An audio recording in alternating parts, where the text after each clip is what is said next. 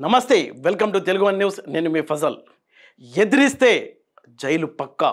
వాడు ఎంతటి వాడైనా కానీ మాట వినకపోతే, కలిసి రాకపోతే, చెప్పినట్టు వినకపోతే జైలుకి వెళ్ళటం ఖాయం. మిత్రులకు ఒక న్యాయం, శత్రువులకు ఒక న్యాయం అంటుంది ఢిల్లీలో ఉన్న నయాపాదుషాలు మోషాలు. అధికారంలో సీఎంగా ఉన్నప్పుడు అరెస్ట్ అయిన ఒకే ఒక వ్యక్తి కేజ్రీవాల్గా చెప్పుకోవచ్చు. భారతదేశ చరిత్రలోనే ఇది ఒక రికార్డుగా భావించవచ్చు. ఆర్టికల్ 361 ఏం చెప్తుందంటే, రాష్ట్రపతి గవర్నర్ వాళ్ళిద్దరూ జవాబుదారీగా ఉండాల్సిన అవసరం ఉండదు కోర్టులకు. అందుకనే రాష్ట్రపతి పవర్లో ఉన్నప్పుడు ఆయనకు అరెస్ట్ చేయడానికి అవకాశం ఉండదు. ముఖ్యమంత్రి కానీ అలాగే ప్రధానమంత్రి కానీ చట్టం ముందు అందరూ సమానమే అంటుంది చట్టం. ముఖ్యమంత్రికి, సీఎం, ప్రధానమంత్రికి ఎలాంటి మినహాయింపులు లేవని భారత చట్టం చెప్తుంది. అందరూ చట్టం ముందు అందరం సమానమే.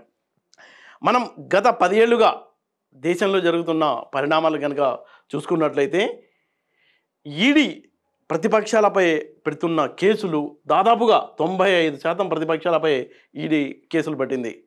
2014 నుంచి అంటే ఈడీ ఏ అభియోగంపై కేసులు పెట్టి వాళ్ళని లోపలికి వేసిందో అవి రుజువు కావాలి కదా.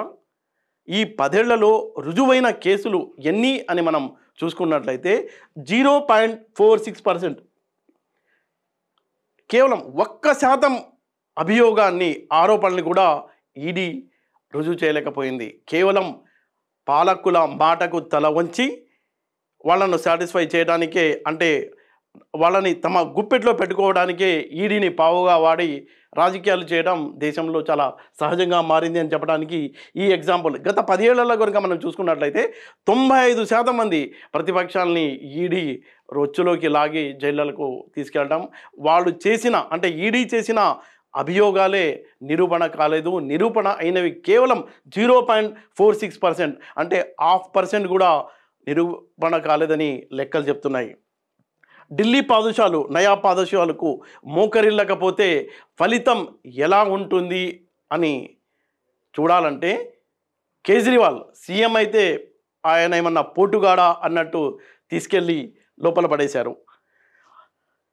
చీపురు పట్టుకొని రాజకీయాల్లో ఉన్న మలినాన్ని, రొచ్చును సాఫ్ చేయడానికి దిగిన కేజ్రీవాల్కి ఇలాంటి దుస్థితి పట్టిందా అని దేశ ప్రజలు మాట్లాడుకోవడం చాలా ఇదిగా అనిపిస్తుంది. దేశం వ్యాప్తంగా ఈ చర్చ అయితే జరుగుతుంది. మనం చూసాం, అంటే పాత సీసాలోనే వీళ్ళందరినీ పోసి నట్టు బిగిస్తున్నారు, మూత బిగిస్తున్నారు అని చెప్పుకోవచ్చు. అంటే గతంలో మనీష్ సిసోడియా, ఆ తర్వాత ఎమ్మెల్సీ కవిత, ఆ తర్వాత ఇప్పుడు కేజ్రీవాల్, వీళ్ళ ఎలా అరెస్ట్ చేశారు అనేది ఆ ఫార్మాట్ చూసుకున్నట్లయితే ఒకే దేశం, ఒకే ఆరోపణ, ఒకే ఫార్మాట్ లాగా బీజేపీ నినాదం ఉంది కదా. ఒకే దేశం, ఒకే ఆరోపణ, ఒకే ఫార్మాట్లో అందరినీ లోపలేస్తున్నారు. ఎలా స్టైల్ ఎలా ఉంటుందంటే, సాయంత్రం సెర్చ్ వారెంట్ అంటూ ఎంట్రీ అవుతారు, సెర్చ్ చేస్తారు. అలాగే పొద్దుపోయాక, రాత్రి అయిన తర్వాత అరెస్ట్ చేసి తీసుకెళ్ళిపోవడం. మొత్తం ఈ కేసులో చూసినట్లయితే అవే కనిపిస్తున్నాయి. పదవిలో ఉండి సీఎంగా ఒక రాష్ట్రానికి రిప్రజెంట్ చేస్తూ అరెస్ట్ అయిన వ్యక్తి కేజ్రీవాల్గా మనం చెప్పుకోవచ్చు. గతంలో కూడా చాలామంది, దాదాపుగా 7 ముఖ్యమంత్రుల అరెస్ట్ జరిగింది. అయితే వాళ్ళు అప్పట్లో అధికారంలో ఉండి అరెస్ట్ కాలేదు. ఆ విషయాలు కూడా మనం చూసుకున్నట్లయితే, లల్లూ ప్రసాద్ యాదవ్, ఆయనకు అరెస్ట్ వారెంట్ వచ్చింది. ఎలాగో అరెస్ట్ చేశారని తెలిసిపోయిన తర్వాత ఆయన ఎవరిని సీఎంగా కూర్చోబెట్టాలి అని తర్జన భర్జనలు పడి ఒక టైం తీసుకుని రబ్రీదేవి ఆయన భార్యను సీఎం సీటుపై కూర్చోబెట్టిన తర్వాత ఆయన అరెస్ట్ అయ్యింది. తర్వాత హేమంత్ సోరెన్, జార్ఖండ్కు చెందిన సీఎం, ఆయన కూడా అరెస్ట్ వారెంట్ ఇచ్చారు. ఆయనకు ఎందుకు అరెస్ట్ చేశారంటే, బీజేపీకి సంబంధించిన, ఎన్డీఏ కూటమికి సంబంధించిన ఆ రాష్ట్రానికి చెందిన వ్యక్తి హేమంత్ సోరెన్కు ఫోన్ చేశాడంట. మనం అంతా కలిసి ఇంటర్నల్గా కలిసి నడుద్దాం, మీరు మా పార్టీలో, మా కూటమిలో జాయిన్ అవ్వాల్సిన అవసరం లేదు, కానీ ఒక కండిషన్, మీరు మాత్రం ఎన్డీఏలో చేరవద్దు అని సూటిగా చెప్పాడంట. అయితే ఈయనేమన్నాడు, పట్టించుకోవాలి హేమంత్ సోరెన్. పట్టించుకోకపోయినా పర్వాలేదు. తర్వాత ప్రెస్ మీట్లో 2-3 రోజుల తర్వాత మీడియా ముందు నా మీద ఇలాంటి ఒత్తిడి ఉంది, అని లీక్ చేశాడు. అంతే, కరెక్ట్ 2 రోజుల్లో ఈడీ వాలిపోయింది, ఎక్కడో ఉన్న పాత కేసుల్ని తవ్వింది, గనుల కేసుల్లో ఈయన ఇరుక్కున్నాడని తీసుకెళ్ళి సీదా లోపల వేసి పడేశారు. తర్వాత జయలలిత గురించి మనం మాట్లాడుకుంటే ఆమె శిక్ష పడింది సీఎంగా ఉన్నప్పుడు. శిక్ష పడింది కాబట్టి ఇంకా ఆమె పదవికి అర్హత కోల్పోతుంది. అలా ఆమె పదవి కోల్పోయారు.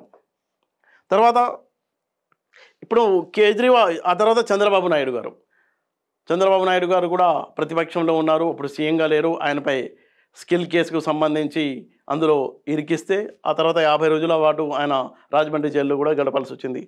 ఆ తర్వాత హర్యానా సీఎం చౌటాల గురించి మనం చెప్పుకున్నట్లయితే టీచర్ల ఉద్యోగాల నియామకాలకు సంబంధించి అవినీతికి పాల్పడ్డారంటూ చౌటాలను కూడా ఆయన అప్పుడు సీఎం కాదు, ఆ తర్వాత లోపలేసి పడేశారు. అలాగే జార్ఖండ్ సీఎం మధుకోడ కానీ హేమంత్ సోరెన్ కానీ వీళ్ళంతా మైనింగ్ లీజులో ఇరుక్కున్నారు. కానీ కేజ్రీవాల్ విషయం కనుక మనం మాట్లాడుకుంటే కేజ్రీవాల్పై ఏమన్నా రుజువు అయ్యిందా కేసు? లిక్కర్ కుంభకోణం ఉంది. లిక్కర్ కుంభకోణంలో ఆయన పాత్ర ఉంది అనడానికి ఆధారాలు ఏమన్నా ఉన్నాయా? నిరూపణ అయినాయా? ఆయనకు సుప్రీంకోర్టుకి వెళ్ళడానికి కూడా అవకాశం ఇవ్వకుండా, అంటే ఆయన గత చాలా రోజులు చెప్పుకుంటూ వస్తున్నారు, ఇండియా కూటమిలో చేరవద్దు అని ఢిల్లీ పాదుషాలు నాకు హెచ్చరిస్తున్నారు, అయినా నేను తలొగ్గలేదు కాబట్టి నా అరెస్ట్ ఉంటుందని ఆయన గతంలో చాలాసార్లు ఓపెన్గానే చెప్పారు. ఆయన చెప్పినట్టే నిన్న అంతా సర్చ్ వారెంట్ పేరుతో ఆయన ఇంట్లోకి వెళ్ళడం, తర్వాత రాత్రికి ఆయన అరెస్ట్ చేసి తీసుకెళ్ళడం దేశ ప్రజలంతా ప్రత్యక్షంగానే చూశారు. అంటే ఇది నయా రాజకీయం, దేశంలో ప్రస్తుతం అవుతున్న రాజకీయం ఏంటంటే మేము చెప్పినట్టు ఉండాలి, మేము చెప్పినట్టు వినాలి, మాతో పాటు నడవాలి. అదే కేంద్రంలో ఉన్న ప్రభుత్వం యొక్క పాలసీ. ఆ పాలసీ ప్రకారం మిత్రులకు ఒక న్యాయం, శత్రువులకు ఒక న్యాయం అనేది దేశ ప్రజలంతా చూస్తున్నారు. ఈ కేజ్రీవాల్ కేసులో అసలు బలం ఉందా? అదే చర్చ దేశవ్యాప్తంగా జరుగుతుంది. ఇందులో బలం ఉందా అనే దానికంటే కూడా ఇక్కడ ప్రధానం ఏంటంటే కేసు కాదు, రాజకీయం అన్న తర్వాత ఎన్నికలు.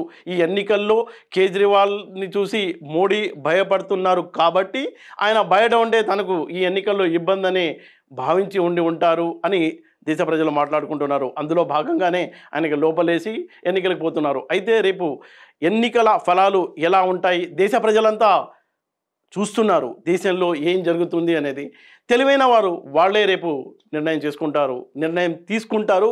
ఏం జరుగుతుంది అనేది ఎన్నికల ఫలితాలను బట్టే మనకు అర్థమవుతుంది.